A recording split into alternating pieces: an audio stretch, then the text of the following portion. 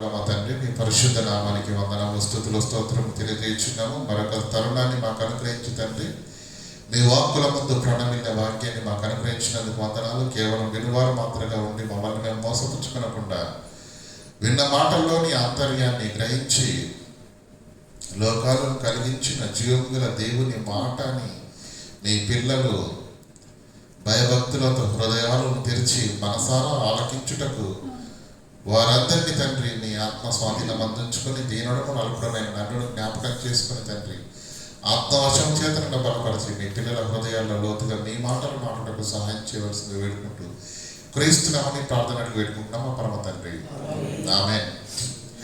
ప్రియులారా, కొరింథీయులకు రాసిన మొదటి పత్రిక 1వ అధ్యాయము 10వ వచనంలో ఒక అద్భుతమైనటువంటి మాటను మనం గత వారం చూసుకున్నాం. మరొక్కసారి అది చూసుకుని మనం ఎదురుకెళ్దాం. సహోదరులారా,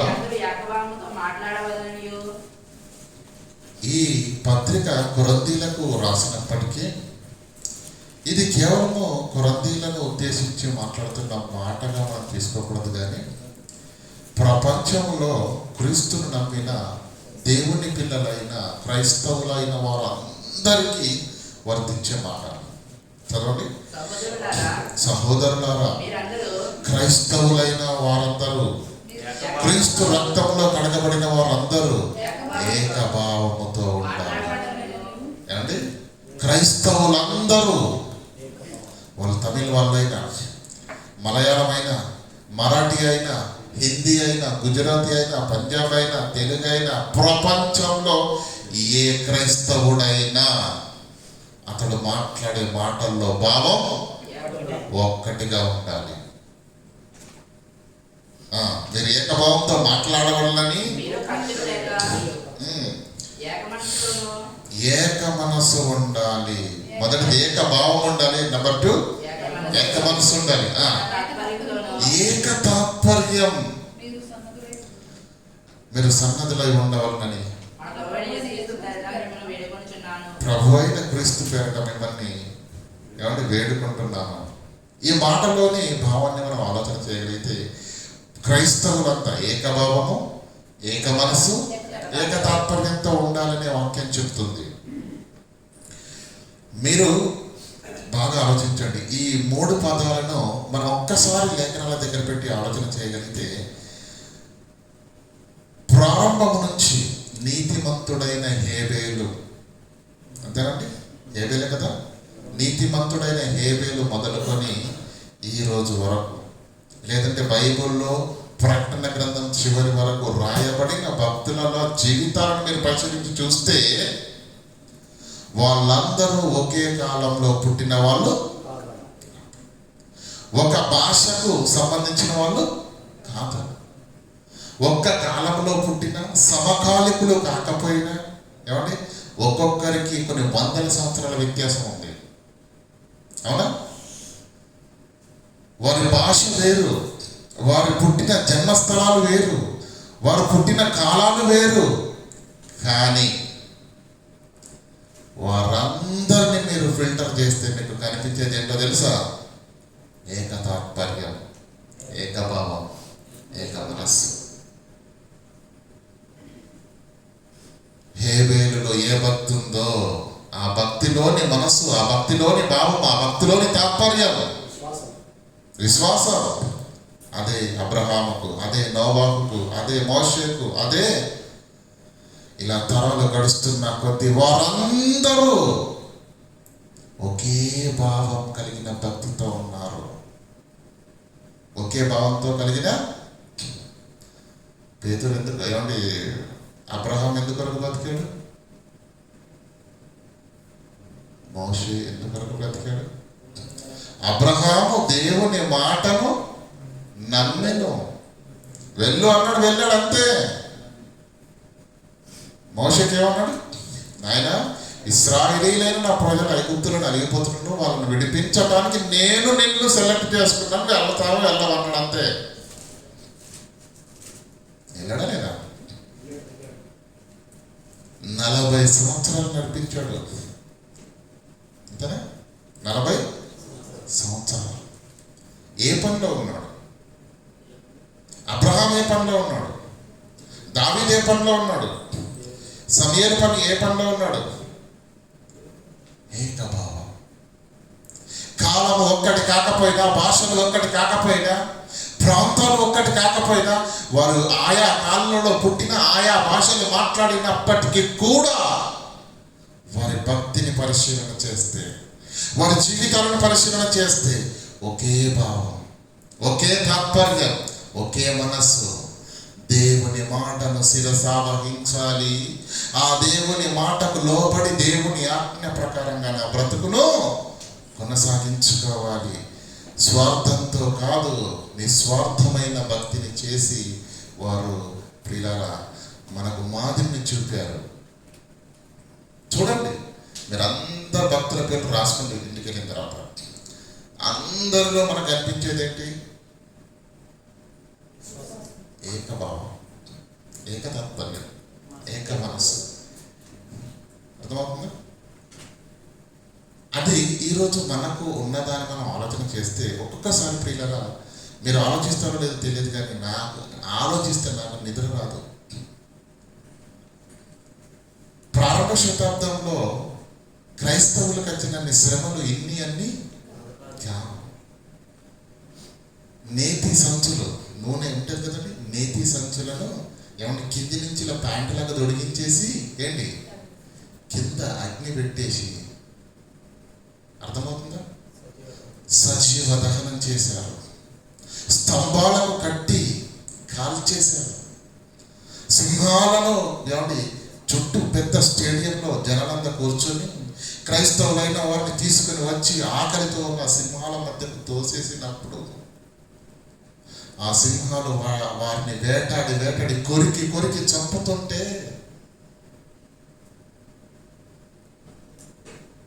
ఆ సంఘటన చూసిన వాడు ఇంకెవడైనా ప్రపంచంలో క్రీస్తు వాడమని చెప్పుకుంటాడా?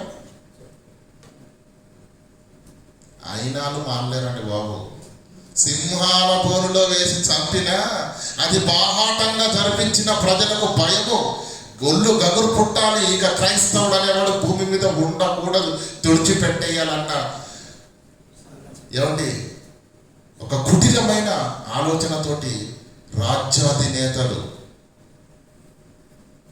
చక్రవర్తులు కుమ్మక్కైన అంత ఘోరమైన ఏమండి మరణాలను గావించిన క్రీస్తును నమ్ముకున్న వారు నానాటికి ఎక్కువయ్యారే తప్ప,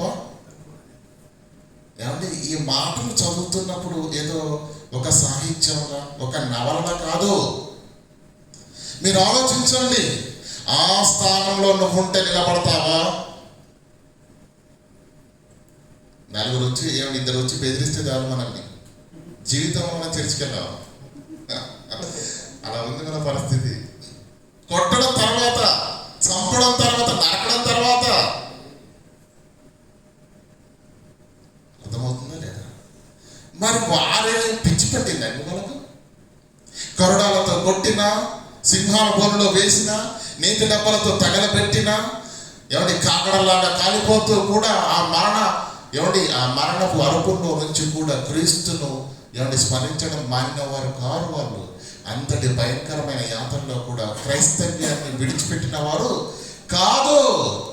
కారణం, ఎందుకంత మొండిగా ఉన్నారు వాళ్ళు, ఎందుకంత బలంగా ఉన్నారు?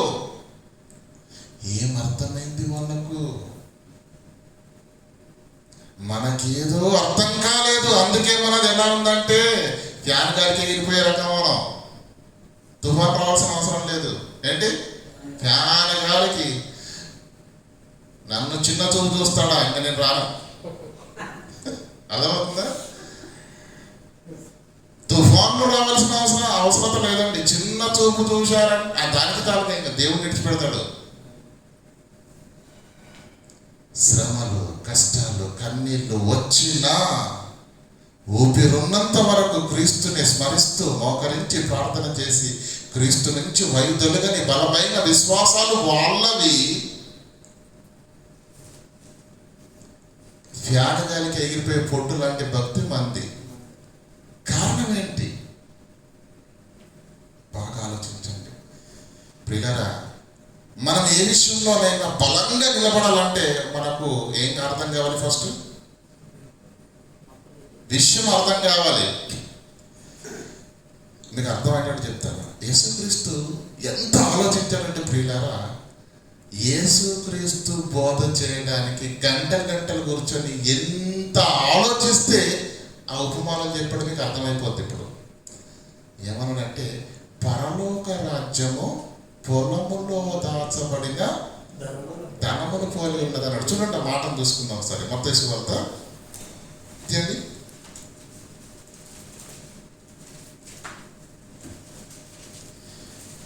13వ అధ్యాయము 44వ వచనం.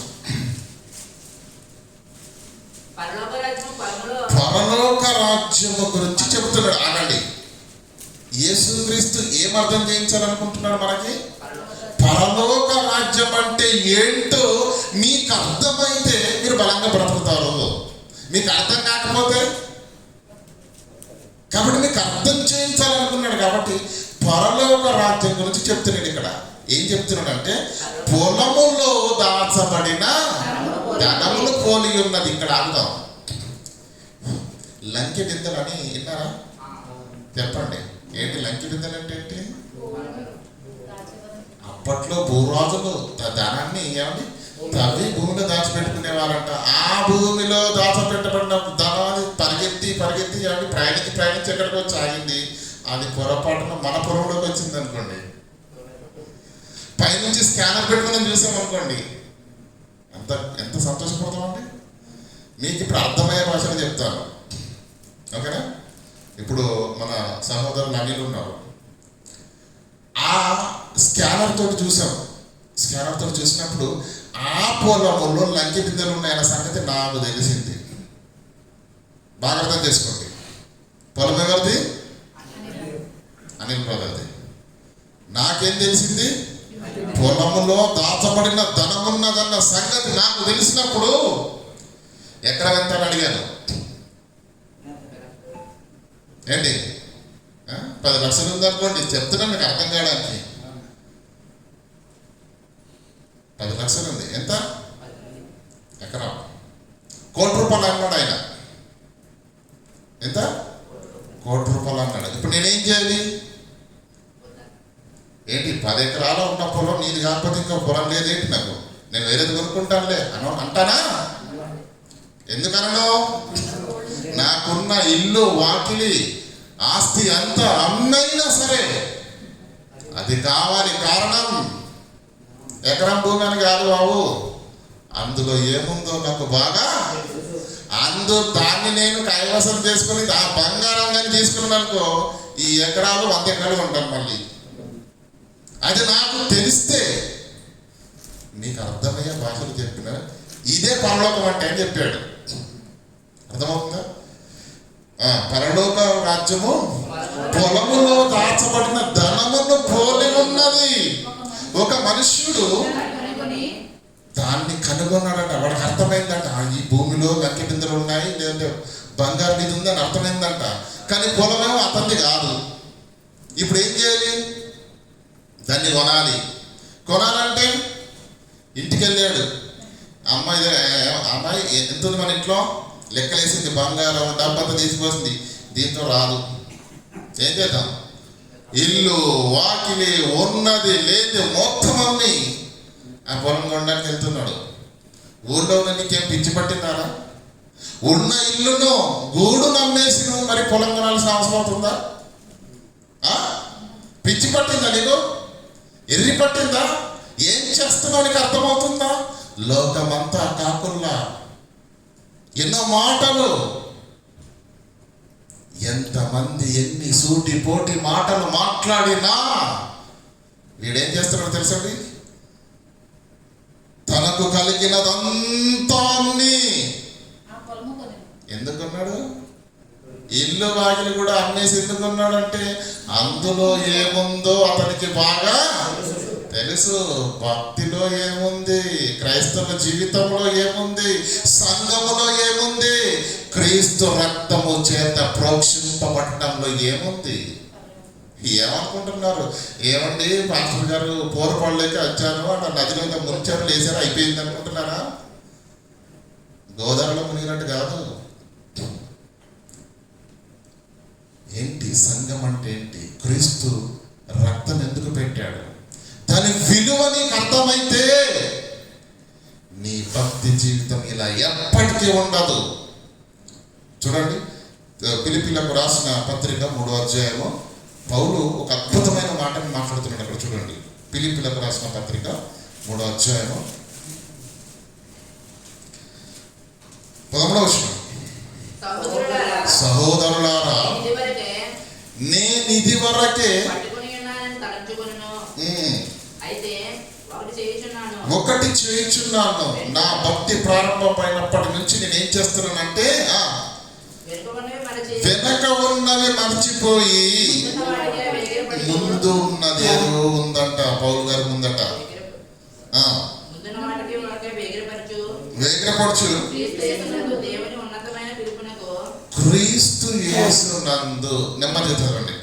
క్రీస్తు యేసు నందు ఎందుకు నమ్ముకున్నావు క్రీస్తును? క్రీస్తు ఎందుకు వచ్చావు? ఎందుకు భక్తి చేస్తున్నావు? నీకు అర్థం కావడానికి రాయబడినటువంటి మాట. క్రీస్తు యేసు నందు నమ్ముకున్న వాళ్ళందరికీ దేవుడు ఉన్నతమైన పిలుపుంది. క్రీస్తు యేసు నందే ఆహ్వానం, ఆ పిలుపు. యేసుక్రీస్తు అన్నాడు కదండి, నా ద్వారానే తప్ప ఎవడు. అర్థమవుతుందా లేదా? ఇక్కడ ఏమంటుండు? క్రీస్తు యేసు నందు దేవుని ఉన్నతమైన పిలుపునకు కలుగు బహుమానము పొందవలనని అది నా గురి. క్రీస్తు నందుకు ఎందుకు వచ్చాను? ఆ క్రీస్తు నందు ఉన్నటువంటి ఉన్నతమైన పిలుపేది? ఆ పిలుపులో నీకు వచ్చినటువంటి నేను దేవుడిచ్చే బహుమానం ఒకటి ఉంది. ఆ బహుమానం కొరకే పరిగెడుతున్నాడట పౌలు. ఇదిలాగే ఉంచండి. కొరింథీయులకు రాసిన మొదటి పత్రిక 9వ అధ్యాయం 27వ వచనం చదవండి.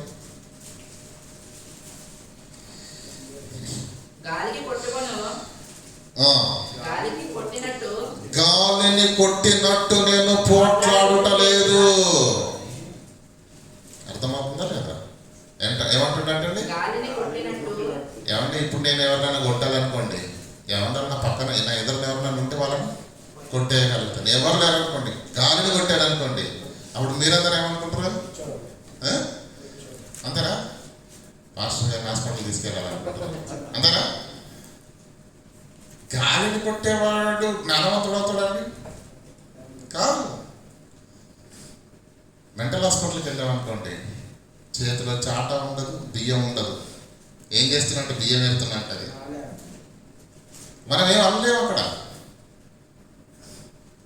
పౌలు ఏమంటుండే, ఇక్కడ నేను గాలిని కొట్టినట్లు పోట్లాడట్లేదు. ఎందుకు మాట అంటే, పౌలును పరీక్షించి చూస్తున్న ప్రపంచానికి ఖచ్చితంగా పౌలు వెర్రివాళ్ళగా కనిపిస్తాడు. ఎందుకంటే ఒకప్పుడు ఎలా ఉందండి, దర్జాగా గుర్రాల మీద ఏమంటే అధికారంతో కదా, దర్పంతో, తన వెనకాల 10 మంది సైన్యంతో ఎక్కడికి వెళ్ళినా ఏమండి వినయము, విధేయత, గౌరవము ఎలా ఉందండి? ఆ స్థాయి ఎలా ఉంది? గవర్నమెంట్ దగ్గరికి వెళ్ళినా ఏమండి, ఆఫీసుల దగ్గరికి వెళ్ళిన ప్రతి పని కూడా చక్కగా అయిపోయేది. అంతటి ఘనత కలిగినటువంటి పౌలు క్రీస్తు నమ్ముకున్న తర్వాత ఏమయ్యాడు? గుర్రాలు లేవు, వెనక సైన్యం లేదు, కాలినడకన, పిడిగుద్దులు, ఏమంటే బెత్తంతో దెబ్బలు, రాళ్ళ దెబ్బలు. అంటే పౌలును చూస్తున్న వాళ్ళు, అరే నిన్న మనోడి దాకా ఎంత బాగుండే, ఈరోజు దేవుడు క్రీస్తు అంటే చెప్పి ఎలా అయిపోయాడు? ఏమంటే రాళ్ళతో దెబ్బలు తినడం ఏంటి, ఆ పిడిగుద్దులు తినడం ఏంటి, ఆ ఏమంటే బెత్తాలతో దెబ్బలు తినడం ఏంటి, ఎలాంటి వాడు ఎలా అయిపోయాడు, వీడికి ఖచ్చితంగా పిచ్చి పట్టింది అనుకుంటారా? అనుకోరా? ఎందుకంటే ఒకప్పుడు అతని జీవితం వేరుగా ఉంది, ఇప్పుడు క్రీస్తు నమ్ముకున్న తర్వాత వేరుగా అయిపోయింది. అతన్ని చూస్తున్న ప్రపంచానికి చెప్తున్నాడు, వీడు ఎర్రిబాగులోడు అయిపోయాడు, దేవుడు దేవుడు అనుకుంటూ అందరితో దెబ్బలు తినుకుంటూ బతుకుతున్నాడు ఇదని మీరు అనుకుంటున్నారేమో. నేను గాలిని కొట్టినట్టు పిచ్చి వాళ్ళ పోట్లాడట్లేదు. నేనేం చేస్తున్నానో నాకు బాగా తెలుసు. నేను ఎందుకొరకు ప్రయత్నిస్తున్నాను, నేను ఎందుకొరకు పరిగెడుతున్నాను నాకు ఫుల్ క్లారిటీ ఉంది. కారణం పొలములో దాచబడిన ధనం. గురి యొద్దకే నేను వెళ్తున్నాను అన్నాడు. చూడండి ఫిలిప్పీ పత్రిక 3:14 క్రీస్తు యేసునందున్న దేవుని ఉన్నతమైన పిలుపునకు కలుగు బహుమానము పొందవలెనని గురి యొద్దకే పరిగెడుతున్నాను. పౌలును ఒకవేళ పరిగెడుతున్నప్పుడు పౌలు ఎక్కడికి వెళ్తున్నావు అంటే నాకు తెలుసు నేను ఎక్కడికి వెళ్తున్నాను, పక్కన తప్పుకుంటాడు. అర్థమవుతుందా లేదా? అంటే వారి భక్తిలో గురి ఉంది. వారు ఎక్కడికి వెళ్తున్నారో వారికి బాగా తెలుసు. ఏది పొందుకుంటారో వారికి బాగా తెలుసు.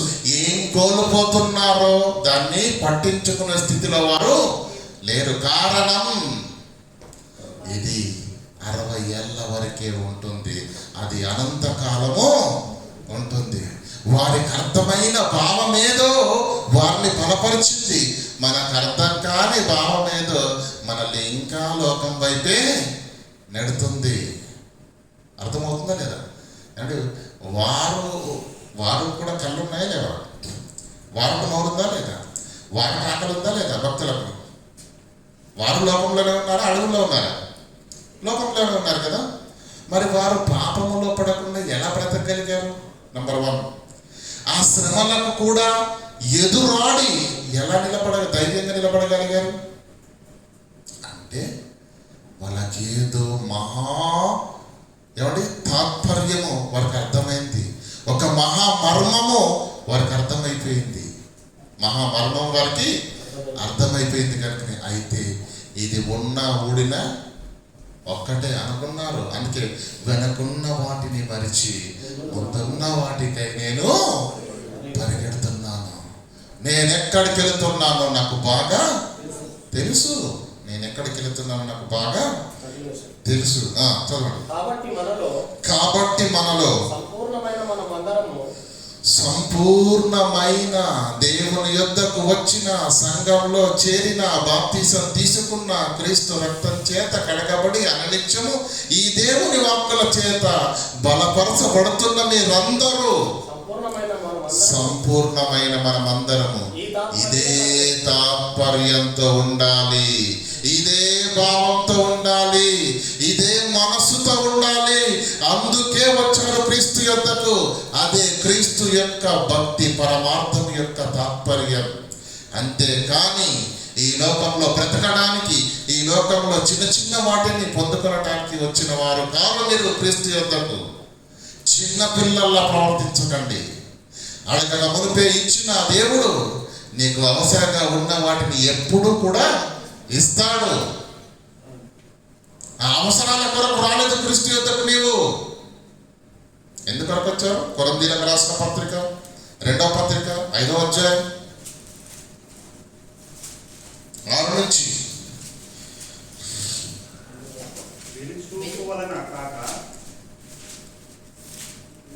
వేలు చూపు వలన 7 నుంచి చదువుకుందాం. గనుక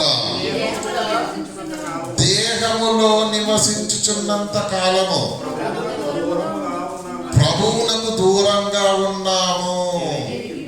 ఎరిగి ఉండి ఎల్లప్పుడూ ధైర్యం గలవారై ఉండాలి. ఎందుకు? ఏదో ఒక రోజు ఇట్లు ధైర్యం కలిగి దేహమును విడిచి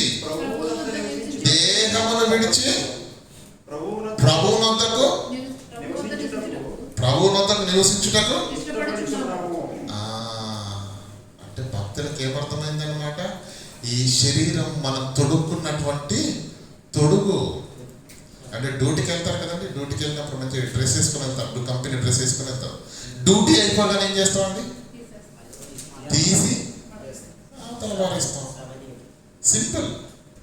ఈ శరీరం కూడా దేవుడు నీకు ఇవ్వబడిన కాలము ఈ లోకంలో ముగిసిపోగానే నీవు తొడుగును తీసి పక్కన పారేసినట్టుగానే ఈ దేహాన్ని కూడా విడిచి మనం ఎక్కడికి వెళ్ళాలి? చూడండి, అదే కదా మాట అక్కడ ఉంది.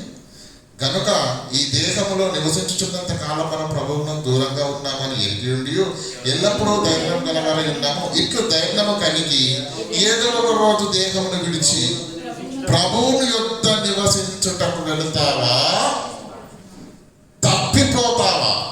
ఇస్కరియోతు యూదా గురించి ఏం రాయబడిందండి? తన చోటికి వెళ్ళుటకు తప్పిపోయి వెళ్ళవలసిన చోటకు వెళ్ళకుండా వెళ్ళకూడని చోటుకు, అంటే రాంగ్ అడ్రస్కి వెళ్ళిపోయాడు అని మాట్లాడు. మన రైట్ అడ్రస్ ఏంటి? మన పౌరస్థితి అది భక్తులకు మాటలతో కాదు ప్రియులారా, హృదయాంతరంగాల్లో త్రింపబడింది. అంటే ఈ భూమి మీద ఉన్న ఈ శేష జీవిత కాలం ఏమంటే ఈ మాట డైలాగ్ కాదండి. నా మట్టుకైతే బ్రతుకుట క్రీస్తే, చావైతే. ప్రపంచంలో గట్స్ ఎవరికైనా ఉంటాయండి మాట మాట్లాడడానికి? చావైతే నాకు లాభం, చావైతే సంతోషం. చావుకి ఎదురెళ్తారండి. చావు అన్నాం అనుకోండి ఇంటి దగ్గర, రైట్, ఆ మాట నీ నోట మరణం చావు మాట రాకూడదు, అది అపశకునం. కనీసం నోటితో ఉచ్చరించడానికి కూడా ఇష్టపడరండి. ఇక్కడ ఉండిపోతారేంటి పునాది వేసుకొని? కనుక పిల్లరా, ప్రభు యొద్ద నివసించుటకు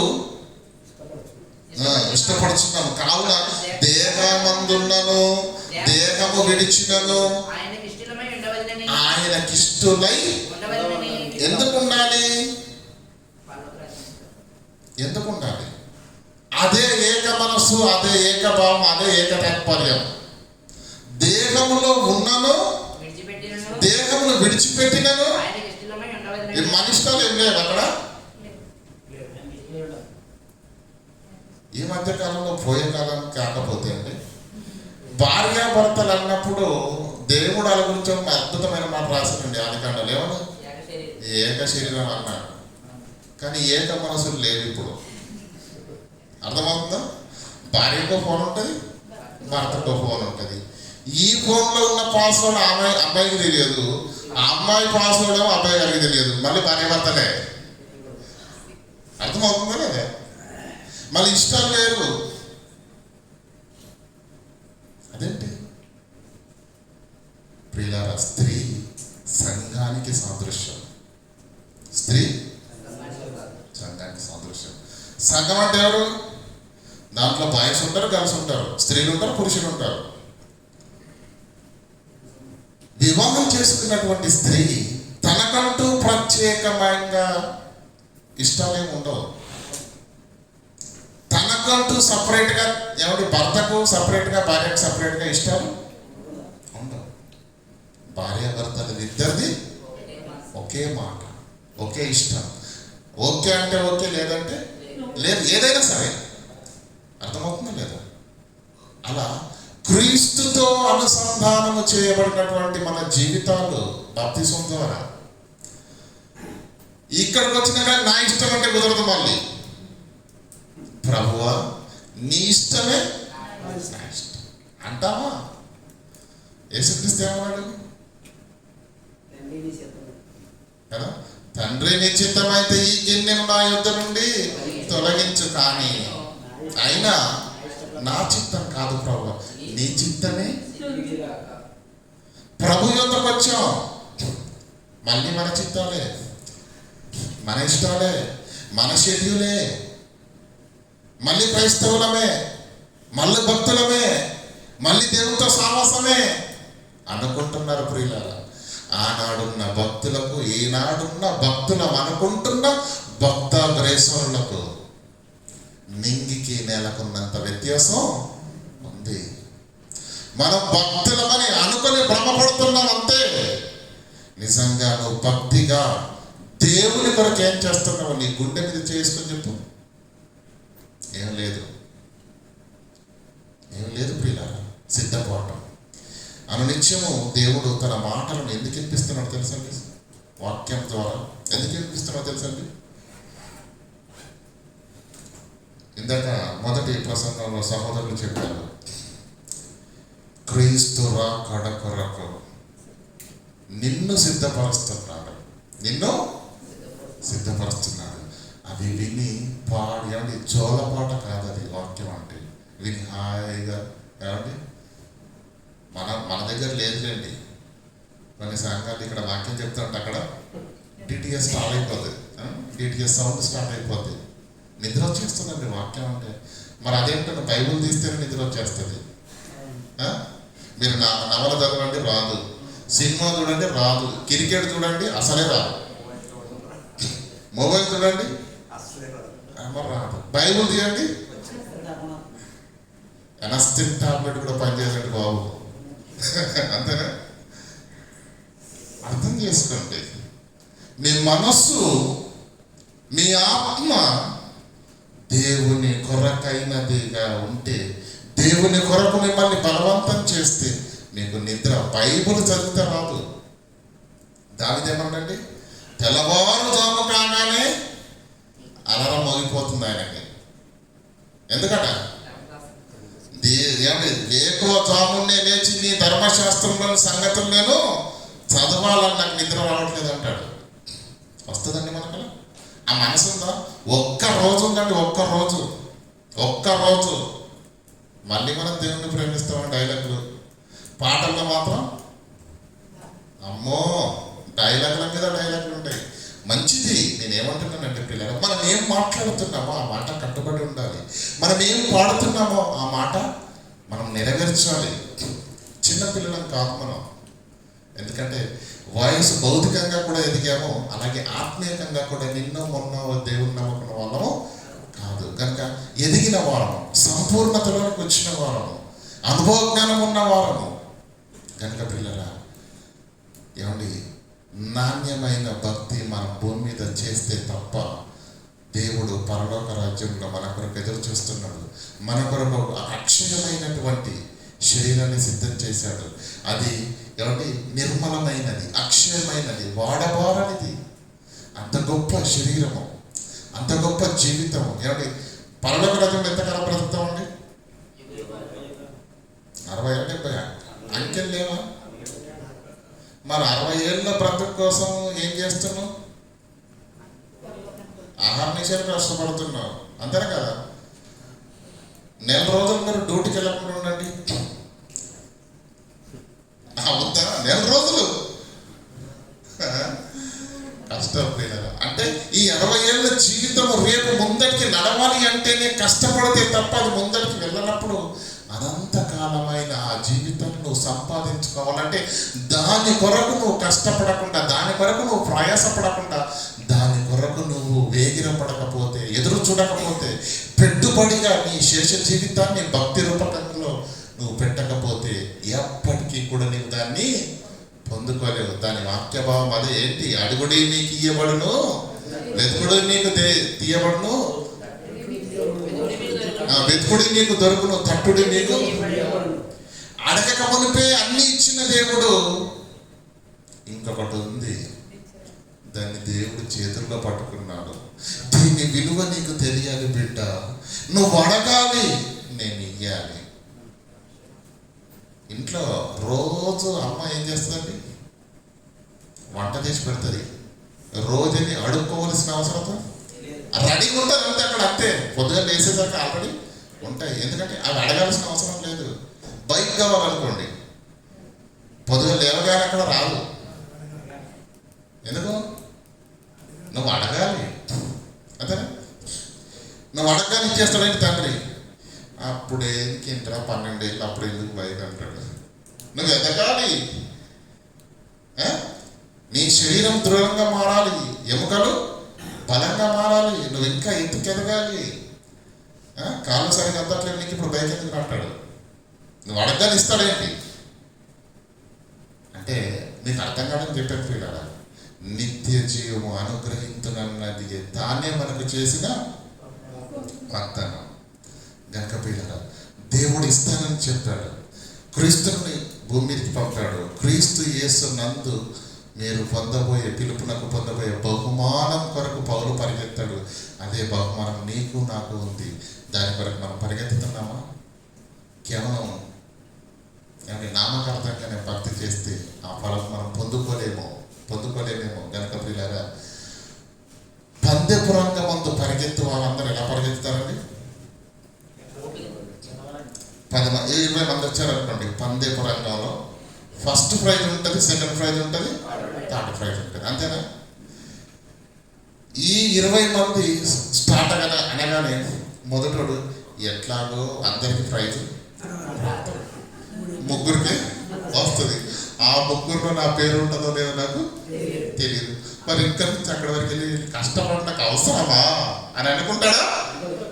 ఎందుకు అనుకోడు? పందెపు రంగమందు పరిగెత్తు వారందరూ బహుమానము నాకే రావాలని 20 మంది అనుకుంటారు. దట్ ఈస్ ఏకతాత్పర్యము, ఏకభావము. నీవు కూడా భక్తి చెయ్యి. ఎలా చేస్తావు తెలుసా? పరలోకం పొందేటట్టుగా భక్తి చెయ్యి. దేవుడు నిన్ను మెచ్చేటట్టుగా భక్తి చెయ్యి. దేవుడు నీ భక్తి జీవితాన్ని బట్టి ఆనందపడేటట్టుగా దేవునికి ఆత్మీయంగా పిల్లలు దగ్గరగా ఉందాం, ప్రార్థన జీవితంలో ఉందాం, పరిశుద్ధతగా ఉంటాము.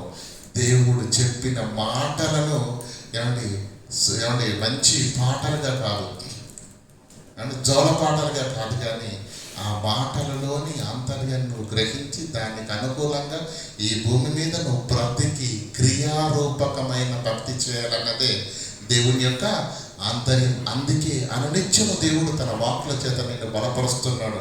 ఇది చేయి, ఇలా మారు, ఇది సరిచేస్తూ అని హెచ్చరిస్తున్నాడు, బలపరుస్తున్నాడు, సూచిస్తున్నాడు. వింటారా వినరా మీ ఇష్టం. కానీ దేవుడు తన రాకడ కొరకు సంఘాన్ని మొదటి శతాబ్దంలోనే రాయబడిన మాట ఏంటో తెలుసా? ఏర్పరచబడిన వారి కొరకే తప్ప అందరి కొరకు కాదు. ఈ మాట చాలా భయాన్ని కలిగించే మాట.